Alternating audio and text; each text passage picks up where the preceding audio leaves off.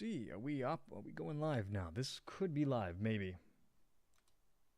Maybe we're live. I don't know. We're going to find out in a second.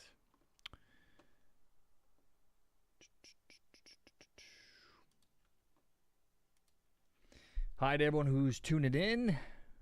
As you may have already experienced, we are operating with new software today. And was getting alerts that the stream itself was having problems. So, since we only just started, figured I would reboot that. And bear with me a second. I think we are good to go. Let's see. Let's get you up here. There we go. Now it's giving me the excellent condition update there.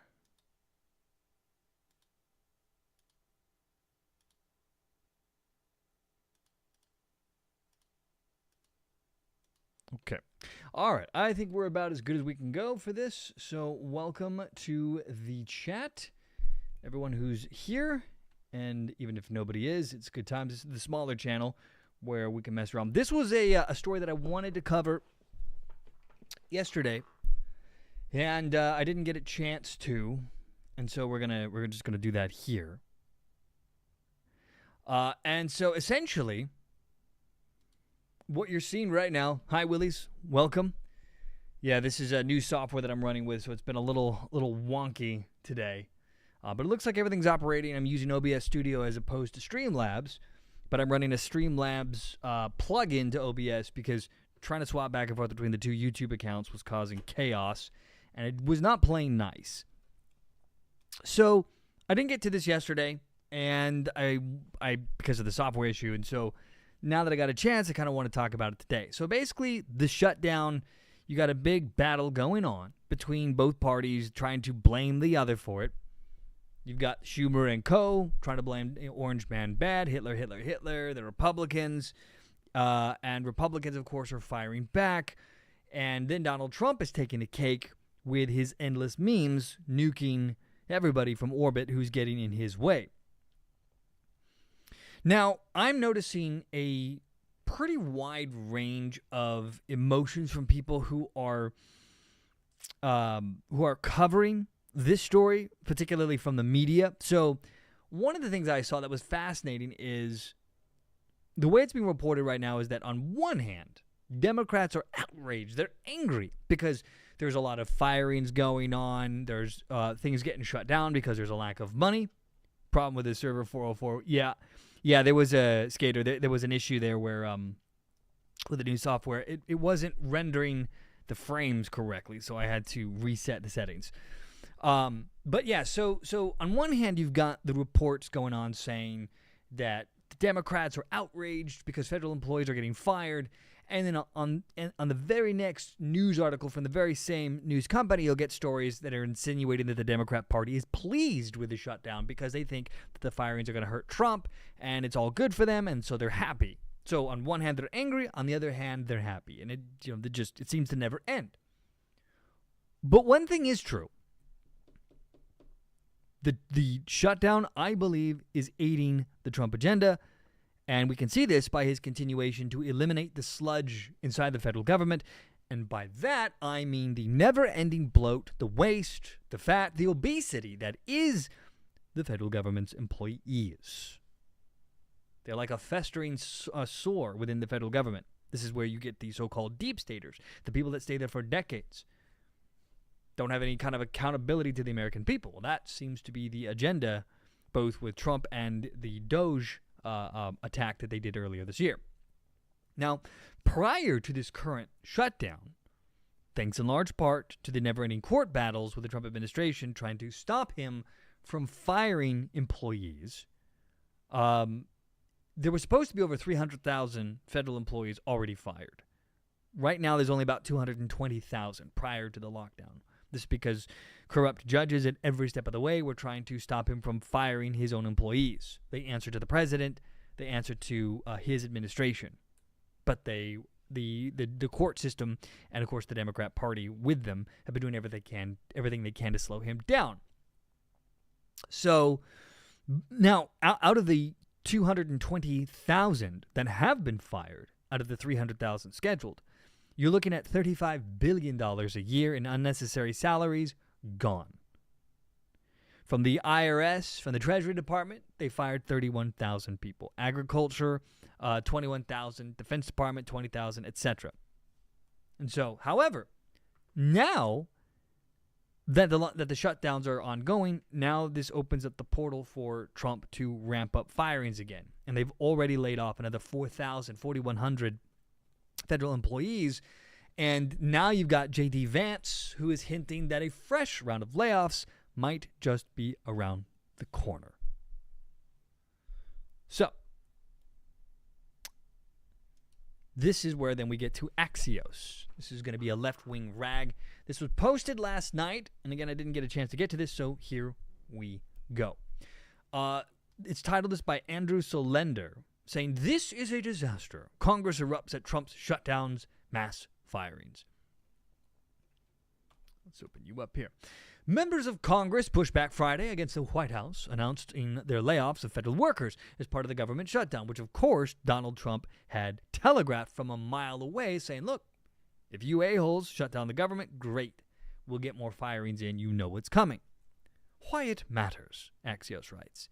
This news outlet likes to tell you why it matters. The blowback includes Senator Susan Collins, a Rhino Republican name in name only, the chair of the Senate Appropriations Committee, who called the layoffs arbitrary and said she strongly opposes them. But of course, she votes with the Democrats half the time. So, I mean, it's Senator Susan Collins. What do you expect? And she said, regardless of whether federal employees have been working without pay or have been furloughed, the work is incredibly important to serving the public. Some are, sure. Members of Congress from the Washington, D.C. area who represent large swaths of the federal workforce were even more strident in their criticism, saying, this is a disaster for Virginia, said Representative Don Bayer. Now we're switching back to Democrat. Driving the news. Office of Management and Budget Chief Russ Vought said in a brief and cryptic Friday afternoon post on X that the RAFs have begun, meaning the firings. The Trump administration has for weeks been threatening to permanently fire federal workers in an effort to force Democrats to vote to reopen the government.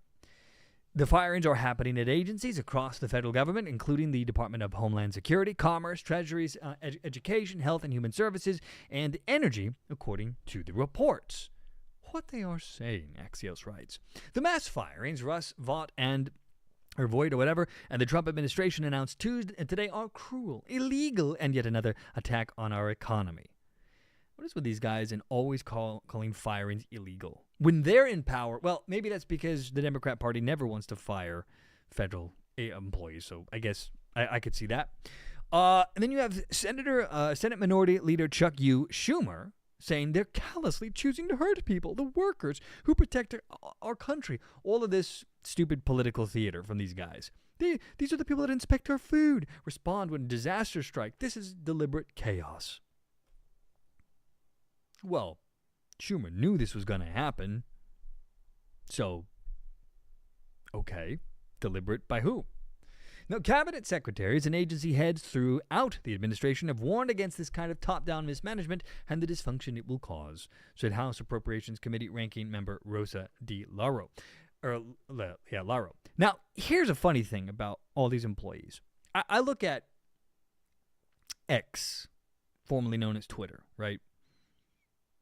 Elon Musk fired 80% of the employees. And yet, X still operates just fine. In fact, it seems to have improved in quality since then. I bet you could fire half the federal employees and you wouldn't notice the difference at all. But we've been gaslit into thinking that they're all necessary. But there are millions of federal employees, all siphoning paychecks, all taking from the private or the public sector. The government sector, aka the private sector, is just a never-ending hoovervac, siphoning up funds, and it doesn't do anything of any worth for the American people. It's inefficient, it's chaotic, and the private sector or the public sector would handle most of this much better. But here we are. Now, zooming in Axios writes, many Democrats argued that the firings could be reversed through legal action, pointing to the many court battles already occurring over the administration's previous efforts to downsize the federal workforce. They are hoping to maintain this hold on the Trump administration through the courts. However, as we've already seen, the Supreme Court is starting to pick up some of these cases and rule in Trump's favor, because at the end of the day, Trump has every right to fire any of these people that he wants to. They're hoping to run out the clock with Donald Trump. That's what's happening here. Same thing with illegal immigration. Same thing with mass deportations. The court systems and the court judges and jesters, as they are doing everything they can to keep the ball in play to run out the clock on the Trump administration. Now, they all knew with these shutdowns, the firings would ramp up again. But I think they're gambling that there's not going to be enough firings to make that much of a difference, depending on how long this lockdown is. But I don't know that it's going to be quick, by the way. I think if the Republicans are smart, they'll take advantage of the lockdown to fire as many people as they can. Rushing back in, unless you have a clear win, I don't think gets the Republican Party anything positive here.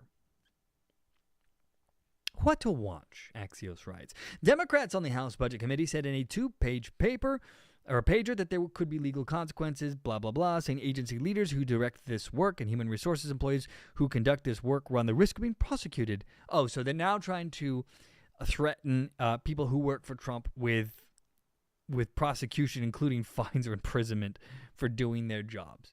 Well, I guess that's nothing. That's par for the course when it comes to the Democrat Party of today. So yeah, that's, I guess, nothing really new here. And let's see if I have this. Now this would cover this. Where are you hiring? Where are you hiding?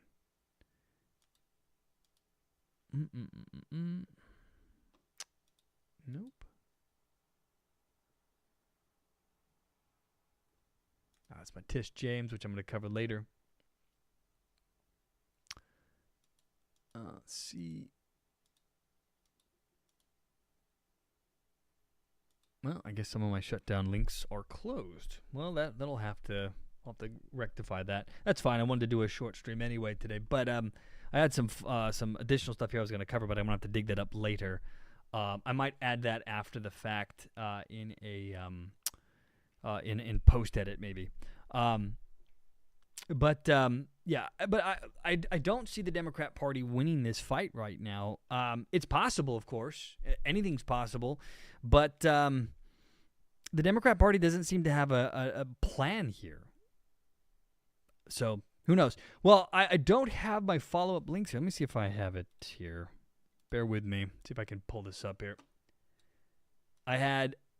You would be shocked at how many links. What you're seeing right now, I have on this one browser page, I have about 30 links open, and then I have another 100 in other browsers here. Let's see if I can have this here.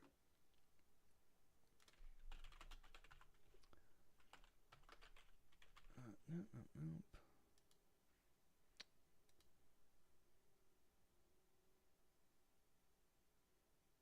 Let's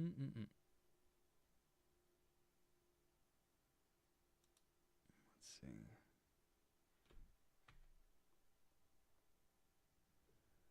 So, here's some of them. So this is from the New York Times. To kind of give you an idea of where I'm coming from with I really do not see the shutdowns ending anytime soon. Let's see. And it doesn't seem like the Democrat Party is also that eager to end the shutdown either, by the way, which is interesting. Let me pull up my other link here. Oh, don't worry, Sam. This was just a short show. I needed to test out the my streaming software because So for Topical Umbrella, I'm using OBS Studios, which is going to be a bit different between Streamlabs, which I'm doing for To Be Frank. And I had a lot of issues. This was actually supposed to be. I had a full big show planned for yesterday, and nothing was working. I spent 2 or 3 hours trying to get everything to operate. Like there was something weird happen where all my settings got deleted. It was a nightmare. I had to just basically give up last night on doing anything here. Here we go. And I have one more link here. I apologize about the slowness of this. I just kind of wanted to show. This news article had literally nothing. It's like the Washington Post. This was a garbage story, but they were talking about how this was the least intense shutdown ever and why it could go on longer. This is just a literally one paragraph article. But they say veterans of shutdowns of the past 30 years say there's little passion among lawmakers and constituents over the shutdown. Congress impasse over funding, and the government has now left federal agencies partially shuttered for more than 10 days with no end clearly in sight. Yet the vibes on Capitol Hill were almost standard operating procedure.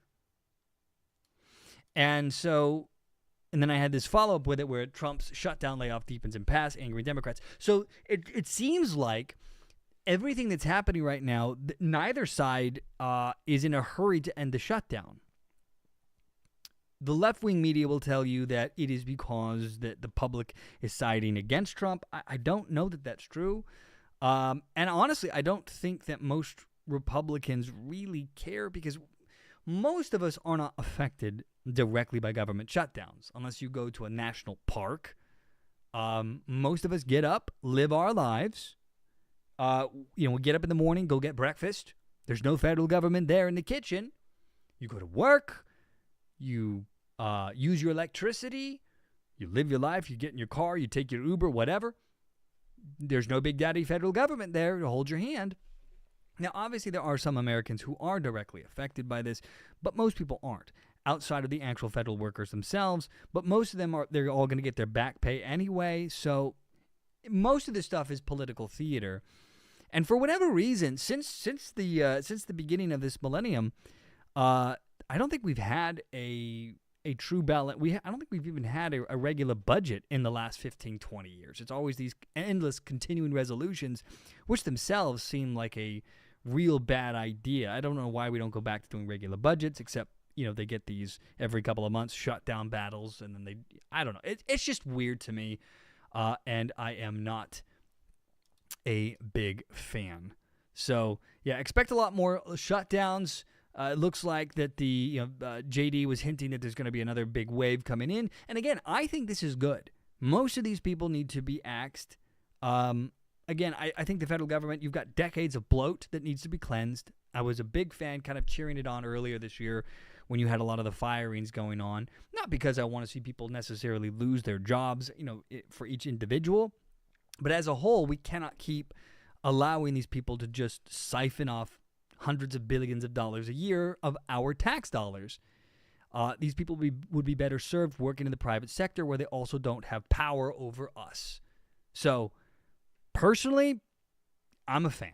I think it's great, and it's going to be exciting to see how they go forward with more firings. And I think this was posted yesterday as well. Yeah, see, most of my links here were from yesterday and the day before when I was going to do this. And then, again, all my software decided to get borked. Robert Bork. Let us see. Let's see what else I have on tap here. And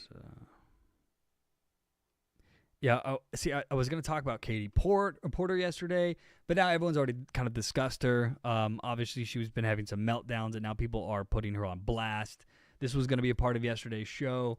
I had the Cutter base where they're allowing foreign fighters to train. The original reporting on this was that you had they were going to have their own base inside the U.S., but that's not actually going to be the case.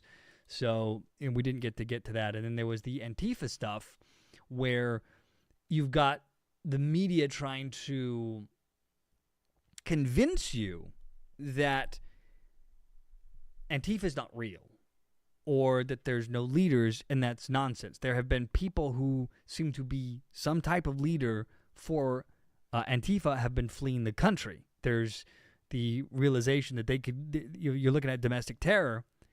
potential charges. They're trying to get the hell out. And now the Trump administration has been pushing the idea of doing of turning it into a foreign terrorist organization. So again, I'm just going to keep this real quick. This was kind of a test run to see if the software was working right. And this, I'll be later connecting this to the Twitch channel as well. So I do a Twitch channel. This channel is not yet monetized, but if you happen to use Twitch, please follow me on here. Eventually, I hope to get this one monetized as well.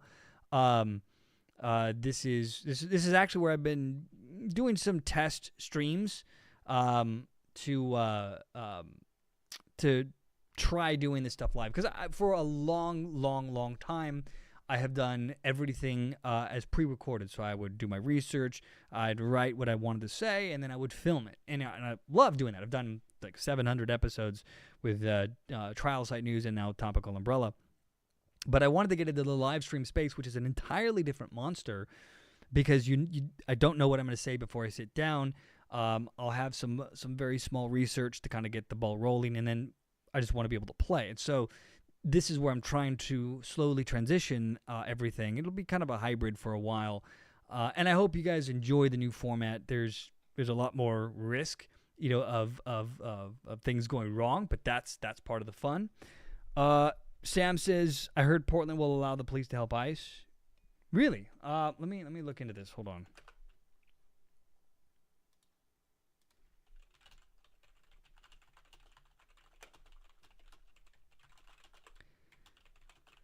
Which wouldn't be surprising, because I think inevitably you're going to see, for some of these people that are standing in the way of the federal government here with ICE, because of the designation of terrorism for Antifa, I think you're eventually going to see, potentially, I'm not predicting this, but I think potentially you're eventually going to see some of these city officials, state officials get charged with aiding and abetting a terrorist organization. As of right now, I'm not seeing any stories backing that up, that Portland is yet working with ICE. I'll have to do some more research to see if I can find out more about that, Sam. But I'll certainly look into it. And when I do a stream tomorrow afternoon, evening, there's going to be a lot more in depth going forward. Again, this was a test stream, so thank you guys for joining me with this. And then I'll be streaming first to be frank, and then doing an immediate follow-up. And the kind of vibe, just FYI for those who do see this, here it's going to be certainly more crass. To be frank, because it used to be a medical news channel, and I would say maybe about half of the subscriber base, maybe more, is from the old medical news days, and so I tried to honor that with a little bit more reined in type of show. It's a different story when you're doing medical, and so I want to honor that history, that heritage.